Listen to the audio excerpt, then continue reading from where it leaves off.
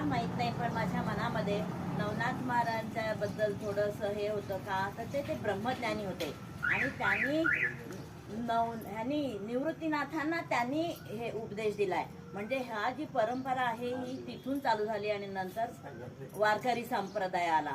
त्यामुळे नवनाथ महाराजांचं आपल्या दर्शन घ्यायला हवं. आणि मग फोनवर एक एक मेसेज यायला लागले. मग संतोष मगर ह्यांनी पण बोलले की तुम्ही या, आम्ही तुम्हाला सगळी माहिती पुरवतो. एकदा त्यांनी सांगितलं तसं मग काय एक विश्वास ठेवला झालं, बाकी काही विचार केलेला नाही. एकदा विश्वास ठेवला की हा त्याचं सगळं पूर्ण मनोरथ करतो, हे तोही विश्वासच होता.